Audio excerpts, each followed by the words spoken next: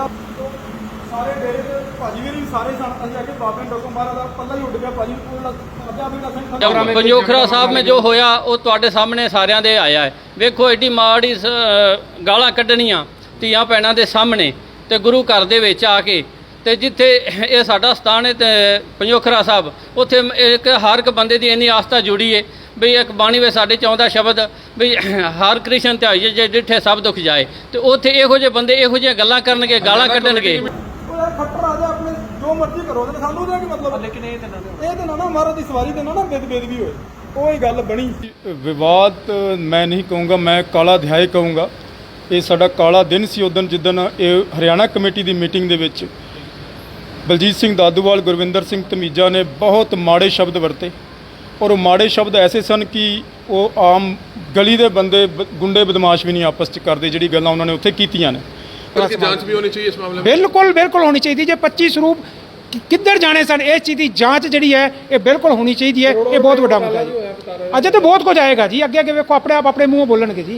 अजे किन्ने महीने हुए ने जी, 7 तो 8 महीने सिर्फ हुए ने इस कमेटी बनी नूं और तुहाडे सामने करोड़ों के घोटाले तुहाडे सामने आने शुरू हो गए ने।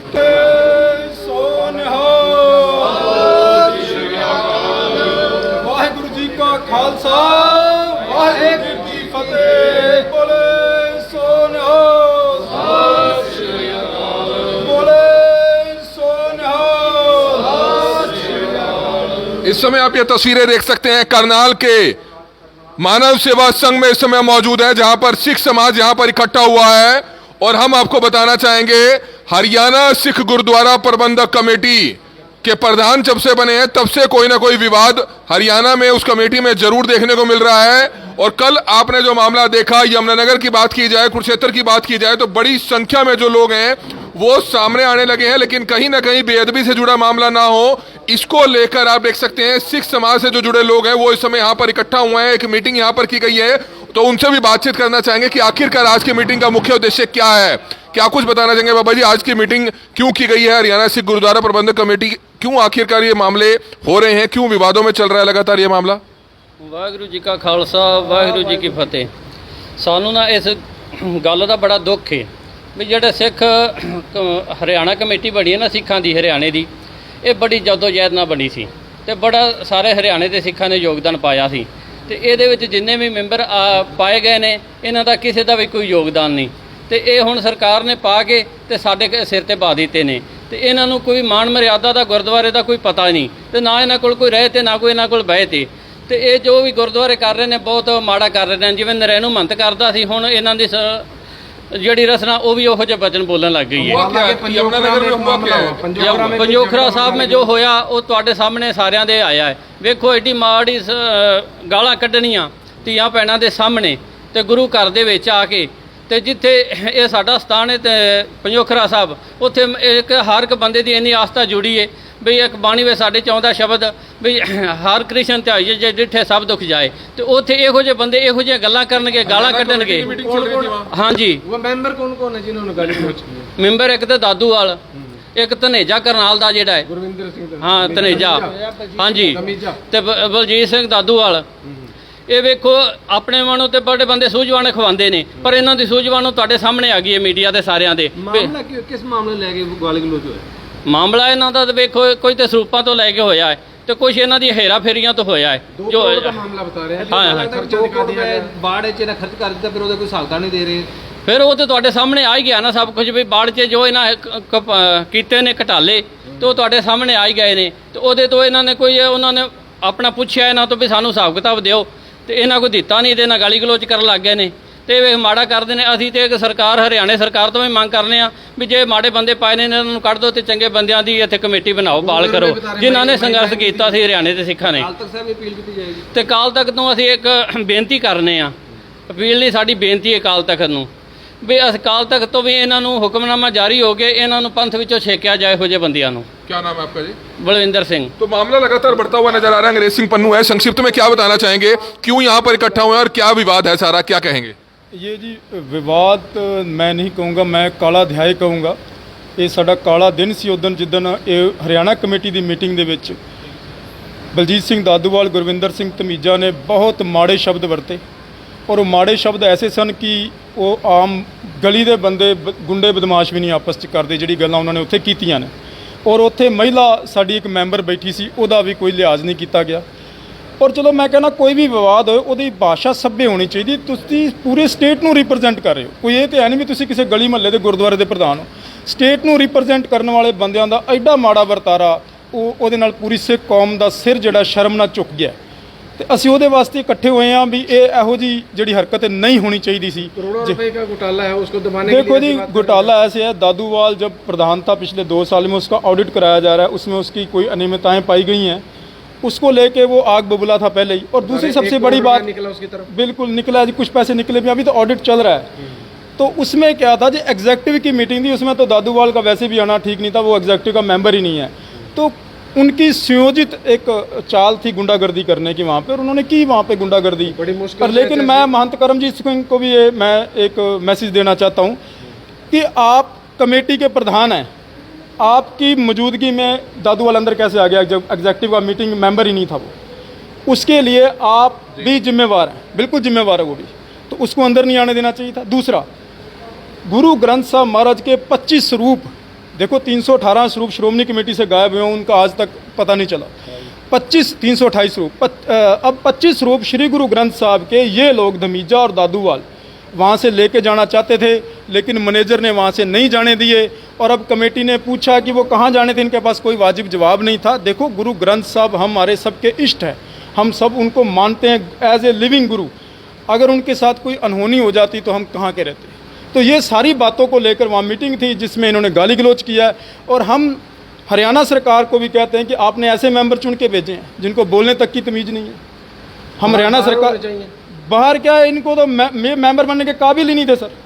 आपने देखा, हमने 20-20 साल संघर्ष किया, 18-18 साल से जिंदा साहब और सारे लगे रहे, लेकिन मेंबर बीजेपी ने अपने चुन लिए। अब लेकिन चुने कम से कम उन्हें मान मर्यादा का तो पता हो। तो पहले सस्पेंड हो चुके हैं, बिल्कुल सस्पेंड हो चुके थे। बाद में खट्टर साहब ने इंटरवेनिंग करके इनको दोबारा से जनरल सेक्रेटरी बनाया था। अब ये मेरे को लगता नहीं कि मेंबर बनने की तो आज आप लोग यहाँ इकट्ठा हुए हैं, क्या फैसला लिया गया है? फैसला ये लिया गया है कि आने वाले दिनों में हम संघर्ष को और भी इसको तेज करेंगे और इनके खिलाफ एक मुहिम जारी करेंगे। और श्री अकाल तख्त साहब में भी एक बहुत सारी संगतों ने लेटर्स डाले हैं, उनको बोला है कि इनको वहाँ से निकाला जाए। और मैं हरियाणा कमेटी के प्रधान को भी कहता हूँ, अगर तेरे में कोई है तो ਜਨਰਲ ਬਾਡੀ की मीटिंग बुला के इन दोनों को फारिग किया जाना चाहिए। ਕੱਲ ਕੁਰੂਕਸ਼ੇਤਰ ਸਿੱਖ ਸੰਗਤਾਂ ਦੀ ਮੀਟਿੰਗ ਹੋਈ ਹੈ, ਉਹਦੇ ਵਿੱਚ ਗੁਰਵਿੰਦਰ ਸਿੰਘ ਧਮੀਜਾ ਦਾਦੂਵਾਲ ਨੂੰ ਧਾਰਮਿਕ ਸਟੇਟ ਬੋਲਣ ਤੋਂ ਬਾਈਕਾਟ ਕਰ ਦਿੱਤਾ ਗਿਆ, ਇਹਨਾਂ ਨੂੰ ਬੋਲਣ ਦਿੱਤਾ ਜਾਏਗਾ। ਇੱਥੇ ਕੋਈ ਹੋਇਆ ਪੈਂਦਾ? ਬਿਲਕੁਲ ਅਸੀਂ ਕਰਾਂਗੇ ਜੀ, ਅਸੀਂ ਇਹਦੇ ਬਾਰੇ ਵਿਚਾਰ ਕਰਾਂਗੇ ਔਰ ਇਹਨਾਂ ਨੂੰ ਬਿਲਕੁਲ ਇੱਥੇ ਬਾਈਕਾਟ ਕਰਾਂਗੇ। ਦੂਸਰੀ ਇੱਕ ਗੱਲ ਮੈਂ ਹੋਰ ਕਹਿਣਾ ਚਾਹਨਾ, ਅੱਜ ਕਰਨਾਲ ਦੇ ਵਿੱਚ ਮੈਂ ਇੱਕ ਕਾਲਾ ਦਿਨ ਕਹਿਣਾ, ਅੱਜ ਕਰਨਾਲ ਦੇ ਵਿੱਚ ਸਾਨੂੰ ਗੁਰਦੁਆਰੇ 'ਚ ਮੀਟਿੰਗ ਕਰਨ ਤੋਂ ਰੋਕ ਦਿੱਤਾ ਗਿਆ ਡੇਰਾ ਕਾਰ ਸੇਵਾ ਤੋਂ। ਇਹ ਸਾਡੇ ਲਈ ਬਹੁਤ ਮੰਦਭਾਗੀ ਘਟਨਾ ਹੈ, क्योंकि असी सिख हाँ, असी भी सिख हाँ, साडा राइट बनता गुरुद्वारे जाना। रोकिया गया, किन्ना वालों रोकिया? बट डेरा कार सेवा के मुखी वालों रोकया गया। तो बिल्कुल आप देख सकते हैं कई तरह के गंभीर आरोप जरूर लगाए जा रहे हैं। और आज की जो मीटिंग है वो इस समय आप देख सकते हैं करनाल के मानव सेवा संघ में की गई है, क्योंकि पिछले दिनों से लगातार जो हरियाणा सिख गुरुद्वारा प्रबंधक कमेटी के बीच में जो भी मामला चल रहा है बहुत ही शर्मनाक जरूर है। क्योंकि एक ऐसी वीडियो ऑडियो भी जो है वायरल हो रही थी जिसमें किस तरह से कमेटी की मीटिंग के दौरान जो है गाली गलौज करते हुए नजर आ रहे थे। तो आज सिख समाज के जो लोग यहाँ पर इकट्ठा हुए हैं वो यही मांग कर रहे हैं कि ऐसे लोगों को कमेटी से हटा देना चाहिए। इस तरह के आरोप लगाते हुए, इस तरह की बात करते हुए नजर जरूर आ रहे हैं। क्या कुछ कहना चाहेंगे इस बारे में आप? सर, ये जो कमेटी हमारा हरियाणा गुरुद्वारा प्रबंधक कमेटी कुछ समय पहले ही होंद में आई है, और होंद में ये सिखों की डिमांड थी, हरियाणा के सिखों की, क्योंकि जो हमारी श्रोमणी गुरुद्वारा कमेटी प्रबंधक गुरुद्वारा कमेटी अमृतसर है उसने हरियाणा के सिखों को अनगौर किया, उनकी तरफ देखा नहीं, और हरियाणा के सिखों ने ये मांग की कि हमारी कमेटी अलग होनी चाहिए।